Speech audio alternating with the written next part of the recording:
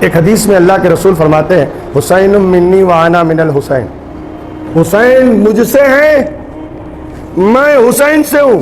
اسی لیے میرے رسول کی دو زندگی، ایک رسول کی نجی اور پرائیویٹ زندگی، اور ایک رسول کے مشن کی زندگی، ایک رسول کے شریعت کی زندگی، ایک رسول کا مشن جو اسلام ہے، اس اسلام کی زندگی۔ تو نبی یہی بتانا چاہتے ہیں کہ میری پرائیویٹ زندگی اللہ کے نور سے ہے، مگر میرے اسلام کی زندگی حسین سے ہے، میرے مشن کی زندگی حسن سے ہے۔ یعنی یہ وہ لوگ ہیں جو میرے مشن کو بڑھائیں گے۔ یہی وجہ ہے کہ جب اس مشن پہ آنچ آئی، جب اس اسلام پہ حملے کیے جانے لگے، جب جائز و ناجائز کو مٹانے کی کوششیں کی گئی، جب حرام اور حلال کو جائز کرنے کی کوششیں کی گئی، حضرت امام میدان میں آ گئے، اور اس کے بعد اس اسلام کو بچانے کے لیے، اس دین کو بچانے کے لیے، اس شریعت کو بچانے کے لیے میدان کربلا میں حضرت امام نے اپنی جان کی قربانی پیش کی، اپنی اولاد کی قربانی پیش کی۔ اصل جو ہے وہ موت ہے،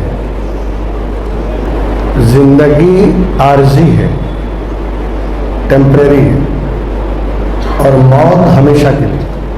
اس لیے کہ ہم کچھ نہیں تھے اور اس نے ہمیں بنا دیا، مگر بنایا بھی ایک خاص مدت کے لیے، اس کے بعد پھر کچھ نہیں، عدم سے لایا ہستی میں، اور ہستی سے پھر عدم میں۔ کچھ نہیں تھے، کچھ ہو گئے، پھر کچھ دن بعد کچھ نہیں۔ تو جو یہ ہونے کا جو پیریڈ ہے، زمانہ ہے، یہ بہت مختصر ہے، 30 سال، 40 سال، 50 سال، اور اس سے پہلے پتہ ہی نہیں، اور اس کے بعد کب تک پتہ ہی نہیں۔ اللہ نے اس کائنات کو بنایا ہی کچھ ایسا ہے، اس کائنات کو پروردگار نے کچھ ڈیزائن ہی ایسا کیا ہے کہ کوئی چیز ٹکتی نہیں، ہمیشہ نہیں، ہر چیز بدلتی رہتی ہے، اور اسی بدلاؤ کا نام دنیا ہے۔ ہر چیز بدلتی۔ بچپنا ہمارا گزرا، کیا بچپنا رہا؟ نوجوانی میں آ گئے، نوجوانی میں قدم رکھا، کیا نوجوانی ہمیشہ رہی؟ جوان ہو گئے، جوان ہو گئے تو کیا جوانی ہمیشہ رہی؟ ادھیڑ ہو گئے، ادھیڑ ہونے کے بعد کیا یہ ادھیڑ پن رکا، قائم رہا؟ نہیں، بلکہ بوڑھے ہو گئے۔ چلیے بوڑھے ہی صحیح، تو بڑھاپا بھی ہمیشہ اگر رہ جاتا وہ بھی ختم۔ ہماری زندگی کے کتنے دور گزرے، لیکن کوئی دور رکا نہیں، کوئی زمانہ ٹھہرا نہیں، بدلتے چلے جا رہے ہیں۔ اسی لیے کسی نے زندگی کے بارے میں یہ نہیں کہا کہ زندگی حق ہے، ٹیمپریری ہے، اور نہ جانے کتنے دور ہیں۔ اچھا ایک بات، ایک سوال، بات آ گئی ہے تو سوال ہو جائے۔ اللہ نے ہمیں پیدا کیا، وہ چاہتا تو ہمیں اتنا ہی رکھتا، اس نے بچپنا دیا، تو اللہ چاہتا تو بچپنے کو قائم کر دیتا، لیکن اس نے جوانی دے دی، نوجوانی دے دی، جوانی دے دی، اور چاہتا تو جوانی رکھتا، لیکن اس نے ادھیڑ بنا دیا۔ وہ چاہتا تو ادھیڑ پن میں بھی قائم کر دیتا، مگر اس نے بڑھاپا دے دیا۔ یہ درجات اور جو ہمارے مرتبے ہیں، جو درجات ہیں، جو اسٹیٹس ہے، یہ ایک جگہ رکتا کیوں نہیں؟ بدلتا کیوں جا رہا ہے؟ بچپنا، لڑکپن، نوجوانی، جوانی، ادھیڑ، بڑھاپا، یہ بدلتے کیوں ہیں؟ اے اللہ کسی ایک اسٹیج پر روک دے؟ نہیں، میں نے تمہیں بچپنا دیا، میں نے تمہیں لڑکپن دیا، میں نے تمہیں نوجوانی دی، میں نے تمہیں جوانی دی، ادھیڑ پن بھی تم نے دیکھا، بڑھاپے سے بھی تم گزرے۔ اب یہ بتاؤ، بچپنے سے لے کر ادھیڑ پن اور بڑھاپے تک تمہیں دور کون سا اچھا لگا؟ کون سا زمانہ تمہیں مزہ آیا؟ کون سا پیریڈ جس میں تم کو سکون ملا ہو اور تمہیں اس پیریڈ میں بہت مزہ آیا؟ ہر آدمی کہے گا وہ جوانی، اس لیے کہ بچپن میں تو مجبوری ہے، لڑکپن میں بھی مجبوری ہے، ایک سڑک پار نہیں کر سکتے، ایک روڈ کراس نہیں کر سکتے جب کہ کوئی انگلی نہ پکڑے، یہ بچپنا ہے۔ ادھیڑ پن میں، بڑھاپے میں وہ بات نہیں رہ جاتی، اصل مزہ تو جوانی میں ہے، نشہ ہے، طاقت ہے، قوت ہے، شکتی ہے، پاور ہے جوانی میں۔ اب اللہ نے پوچھا میں نے تمہیں کتنے دور سے گزارا، بچپنے سے، لڑکپن سے، جوانی سے، ادھیڑ پن سے، بڑھاپے سے، اور تمہیں پسند کون سا آیا؟ کہا جوانی۔ مولا جوانی بہت بہترین چیز ہے، اسی لیے تو اللہ نے مختلف دور دکھائے، مختلف درجے اور مختلف اسٹیٹس سے تمہیں گزارا گیا کہ دیکھیں تمہیں کون سا دور پسند آتا ہے۔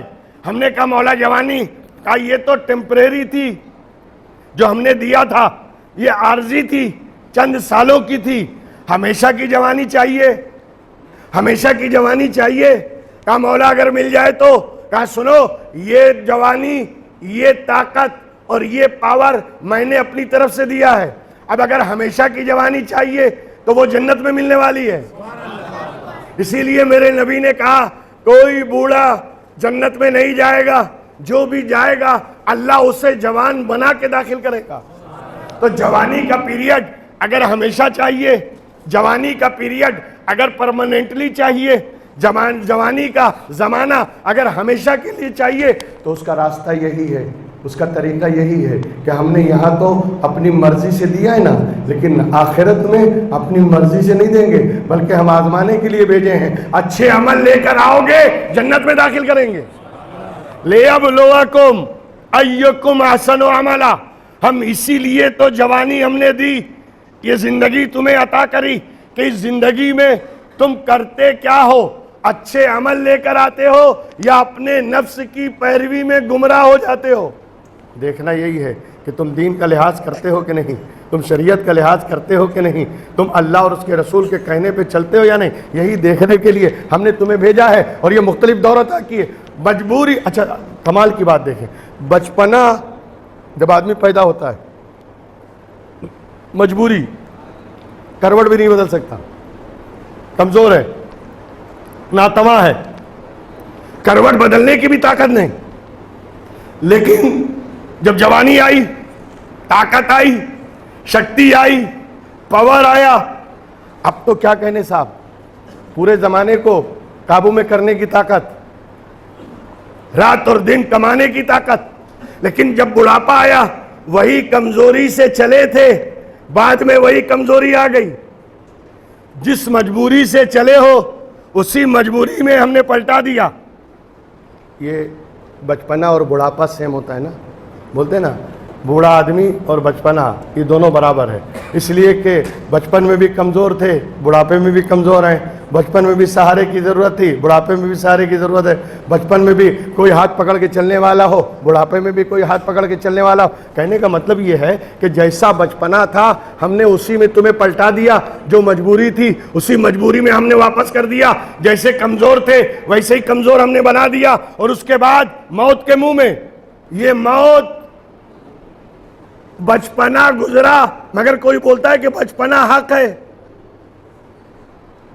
لڑکپن حق ہے، جوانی حق ہے، ادھیڑ پن حق ہے، بڑھاپا حق ہے، کوئی نہیں بولتا۔ لیکن جب موت کی بات آتی ہے، الموت حق، موت حق ہے، ایسی حقیقت ہے کہ جس سے کسی کو کوئی بیر نہیں، کسی بھی قوم کا ہو، کسی بھی فرقے کا ہو، کسی بھی درجے کا ایمان والا ہو، اگر وہ انسان ہے تو موت کو حق سمجھے گا۔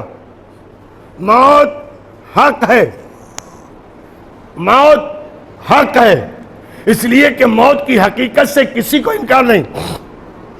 زندگی کی حقیقت سے انکار کیا جا سکتا ہے، زندگی کی حقیقت کسی کو معلوم نہیں، بھائی مثال کے طور پر آپ کتنے سال زندہ رہیں گے آپ کو نہیں معلوم، آپ کتنے برس رہیں گے آپ کو نہیں معلوم، آپ کتنے مہینے رہیں گے آپ کو نہیں معلوم، لیکن مریں گے حق ہے، مرنا حق ہے، زندگی کی کوئی میعاد نہیں لیکن موت برحق ہے۔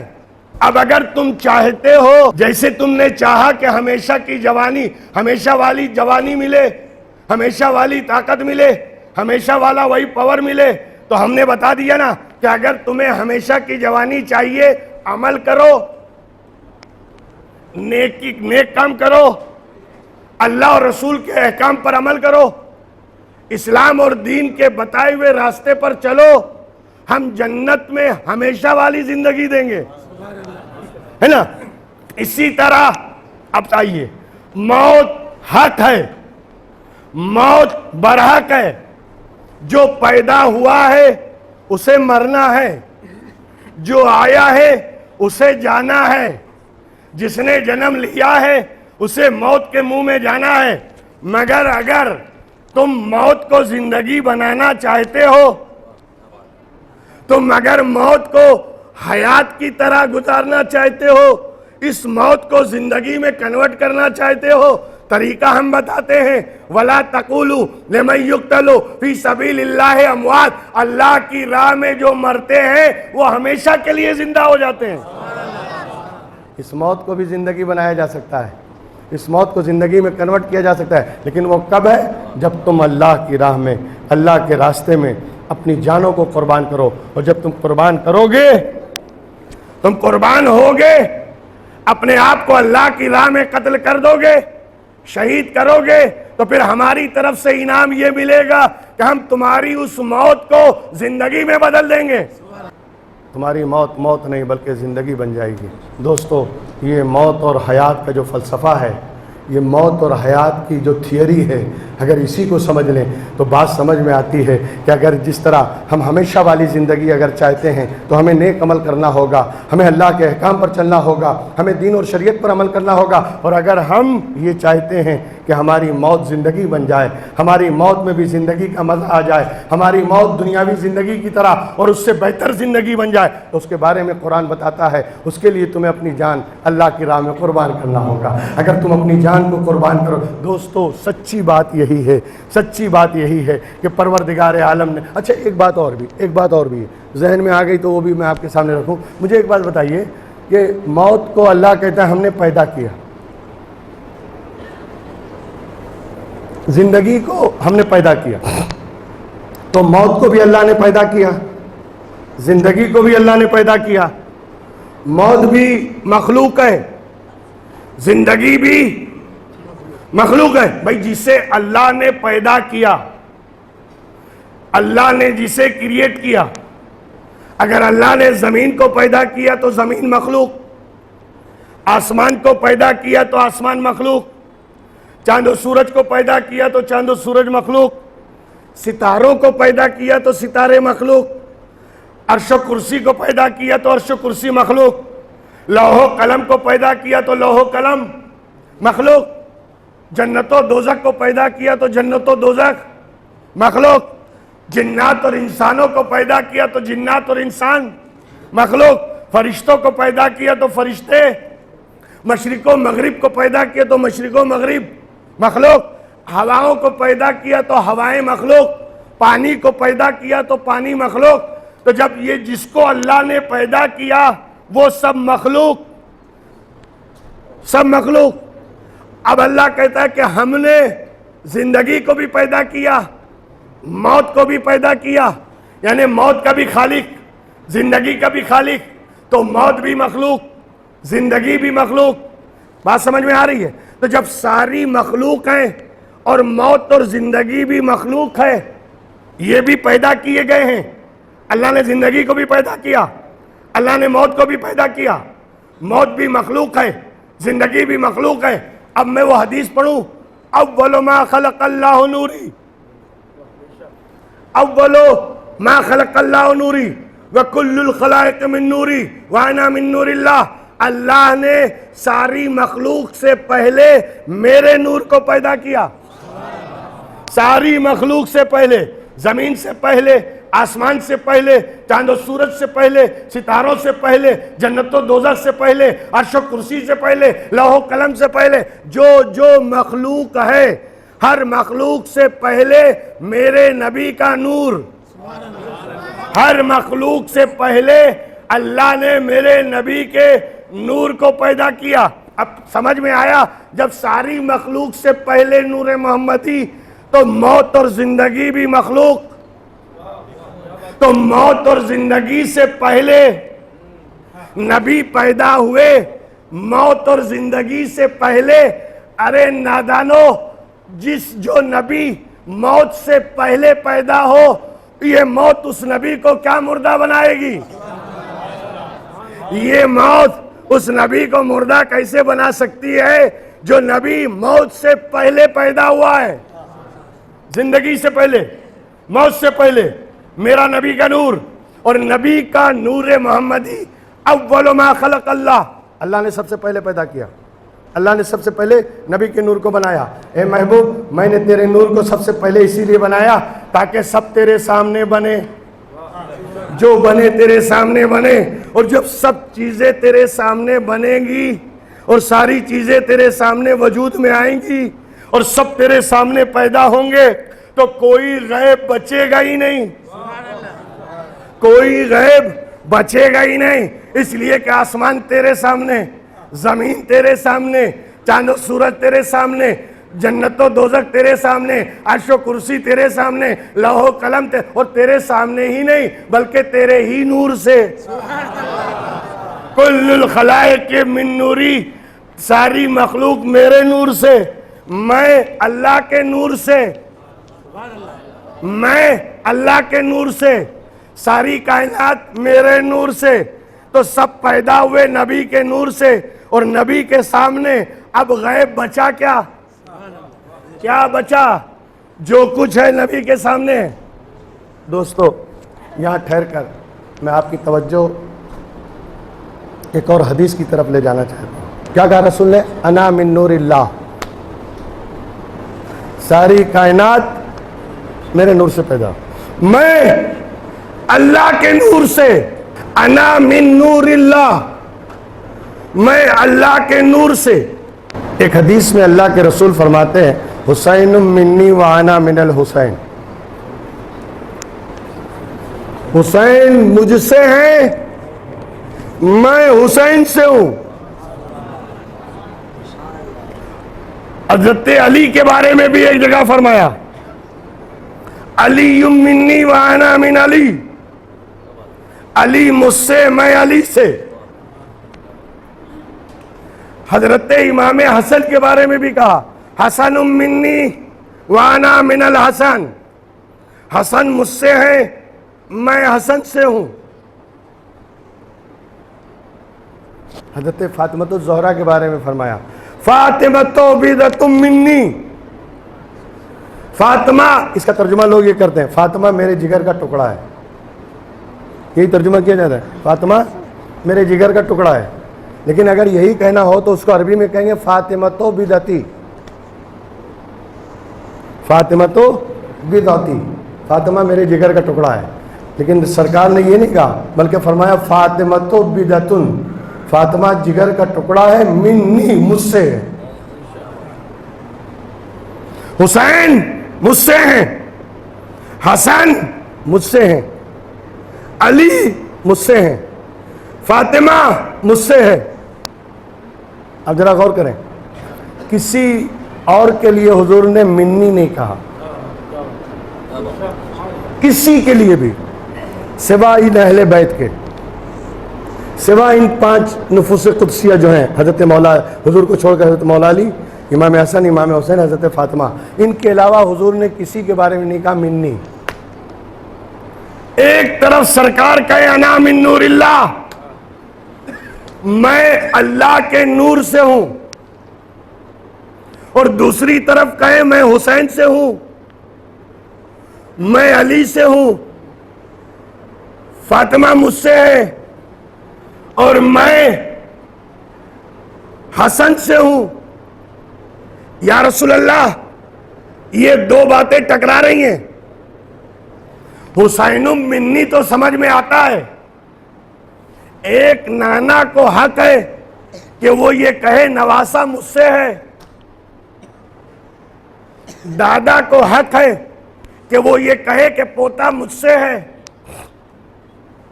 باپ کو حق ہے کہ باپ کہے کہ بیٹا مجھ سے ہے، بیٹی مجھ سے ہے، مگر یہ کیسے؟ میں نواسے سے ہوں، میں حسین سے ہوں، میں علی سے ہوں، میں حسن سے ہوں۔ اس کا مطلب کیا ہے؟ یا رسول اللہ، ایک طرف تو آپ کہتے ہیں انا من نور اللہ، میں اللہ کے نور سے ہوں، اور ایک طرف کہتے ہیں میں حسین سے ہوں، میں حسن سے ہوں، میں علی سے ہوں۔ سرکار یہ باتیں ٹکرا رہی ہیں، سمجھ میں نہیں آتا۔ یا تو آپ اللہ کے نور سے یا پھر حسین سے، اور پھر حسین سے آپ کیسے؟ آپ سے حسین ہے۔ حسن سے آپ کیسے؟ آپ سے حسن ہے۔ علی سے آپ کیسے؟ آپ سے علی ہیں۔ بات سمجھ آ رہی؟ تو یہ بات آپس میں ٹکرا رہی نا؟ نہیں ٹکرا رہی۔ وجہ یہ ہے، دیکھیے ہر آدمی کی ایک زندگی ہوتی ہے، ہر آدمی کی ایک زندگی ہے، ایک پرسنل لائف ہوتی ہے، ایک پرسنل زندگی ہوتی ہے جو ہر آدمی کی ہوتی ہے۔ ہر آدمی اپنی زندگی گزارتا ہے، ہر آدمی اپنی زندگی میں مست ہے، ہر آدمی اپنی زندگی گزار رہا ہے، تو یہ پرسنل لائف ہے۔ لیکن جو خاص لوگ ہوتے ہیں نا، ان کی پرسنل لائف نہیں ہوتی، ایک پرسنل لائف ہوتی ہے اور ایک ان کے مشن کی لائف ہوتی ہے۔ جو مشن وہ بناتے ہیں، جو تحریک وہ چلاتے ہیں، جو پروگرام وہ دیتے ہیں، تو اس پروگرام کو بھی باقی رکھا جائے، ہماری تحریک زندہ رہے، ہماری جو انجمن ہم نے بنایا ہے، جو کمیٹی ہم نے بنایا ہے، جو موومنٹ ہم نے چلایا ہے، جو تحریک ہم نے اٹھایا ہے، یہ تحریک ہمیشہ باقی رہے۔ تو جو تحریک چلانے والے ہوتے ہیں، جو محرک ہوتے ہیں، جو متحرک ہوتے ہیں، جو کوئی نہ کوئی مشن اور پروگرام لے کر چلنے والے ہوتے ہیں، ان کی زندگی دو ہوتی ہے، ایک تو ان کی پرسنل زندگی اور ایک ان کے مشن کی زندگی، ایک ان کی تحریک کی زندگی۔ جو تحریک لے کر آئے، وہ تحریک جب تک باقی ہے وہاں تک ان کی تحریک زندہ ہے، جب تک تحریک زندہ ہے تحریک چلانے والا بھی زندہ ہے، جب تک تحریک باقی ہے وہاں تک تحریک چلانے والا بھی باقی ہے۔ میں مثال کے طور پر کچھ لوگ ہوتے ہیں نا، بھئی ہمیں اسکول بنانا ہے، ہمیں کالج بنانا ہے، ہمیں اسکولیں بنانا ہے، ہمیں کالج ہائی اسکول بنانا ہے۔ اس طرح انہوں نے بنانا شروع کر دیا، 1 اسکول، 2 اسکول، 10 اسکول، 50 اسکول۔ اب جب تک وہ اسکول باقی رہے گی ان کی تحریک باقی ہے، جب تک وہ مشن چلتا رہے گا، بانی اور یعنی بنیاد ڈالنے والا اس کی زندگی باقی ہے۔ کیوں؟ اس لیے کہ اس کی تحریک زندہ ہے، اس کی موومنٹ زندہ ہے۔ وہ جو مشن چلا رہا تھا، وہ مشن اگر ابھی تک زندہ ہے تو مشن چلانے والا بھی زندہ ہے۔ بات سمجھ میں آ رہی ہے؟ تو ایک مشن ہوتا ہے، ایک تحریک ہوتی ہے، جو ایک موومنٹ ہوتی ہے جو چلانے والے چلاتے ہیں، اور جب تک تحریک چلتی رہتی ہے چلانے والا زندہ رہتا ہے، اس کا نام زندہ رہتا ہے، اس کا مشن زندہ رہتا ہے، اس کا ایم زندہ رہتا ہے، اس کا جو اینگل ہے وہ اینگل زندہ رہتا ہے۔ اسی لیے میرے رسول کی 2 زندگی، ایک رسول کی نجی اور پرائیویٹ زندگی، اور ایک رسول کے مشن کی زندگی، ایک رسول کے شریعت کی زندگی، ایک رسول کا مشن جو اسلام ہے، اس اسلام کی زندگی۔ تو نبی یہی بتانا چاہتے ہیں کہ میری پرسنل پرائیویٹ زندگی اللہ کے نور سے ہے، مگر میرے اسلام کی زندگی حسین سے ہے، میرے مشن کی زندگی حسن سے ہے۔ یعنی یہ وہ لوگ ہیں جو میرے مشن کو بڑھائیں گے۔ یہی وجہ ہے کہ جب اس مشن پہ آنچ آئی، جب اس اسلام پہ حملے کیے جانے لگے، جب جائز و ناجائز کو مٹانے کی کوششیں کی گئی، جب حرام اور حلال کو جائز کرنے کی کوششیں کی گئی، حضرت امام میدان میں آ گئے، اور اس کے بعد اس اسلام کو بچانے کے لیے، اس دین کو بچانے کے لیے، اس شریعت کو بچانے کے لیے میدان کربلا میں حضرت امام نے اپنی جان کی قربانی پیش کی، اپنی اولاد کی قربانی پیش کی۔